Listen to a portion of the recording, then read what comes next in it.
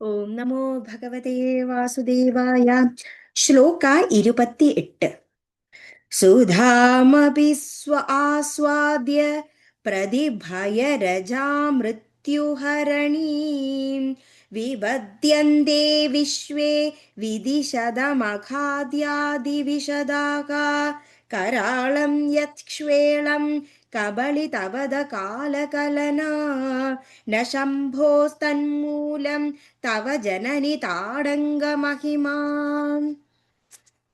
സുധാം അമൃതത്തെ അപി ആസ്വാദ്യ പാനം ചെയ്തിട്ടും പ്രതിഭയ ജരാമൃത്യുഹരിണീം അതിഭയങ്കരങ്ങളായ ജരയെയും മരണത്തെയും നീക്കം ചെയ്യുന്ന വിപദ്യന്തേ മരിച്ചു പോകുന്നു വിശ്വേ എല്ലാരും വിധിശതമഖാദ്യ ബ്രഹ്മാവ് ദേവേന്ദ്രൻ മുതലായ ദിവിശത ദേവന്മാർ കരാളം അത്യുഗ്രമായ യത് എന്നുള്ള ശ്വേളം വിഷത്തെ കബളിതവത ഭക്ഷിച്ചു കാലകലന മരണവും ന ഇല്ല ശംഭോ ശിവന് തന്മൂലം അതിനു കാരണം തവ ഭവതിയുടെ ജനനി അംബികെ താടങ്ക മഹിമ കർണഭൂഷണത്തിന്റെ മഹിമ തന്നെ.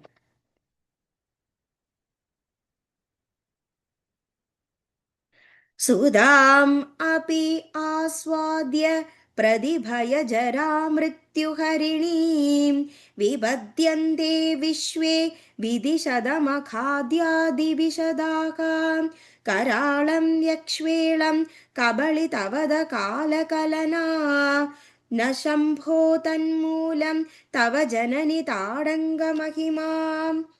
ജഗന്മാതാവേ, ബ്രഹ്മാവ് ദേവേന്ദ്രൻ മുതലായ ദേവന്മാരെല്ലാം ജരാമരണങ്ങളില്ലാത്തതാക്കുന്ന അമൃതത്തെ പാനം ചെയ്തിട്ടും മൃത്യുവിനധീനരായി തീരുന്നു. അത്യുഗ്രമായ കാളകൂട വിഷത്തെ പാനം ചെയ്ത ശിവനാകട്ടെ ജീവനാശവുമില്ല.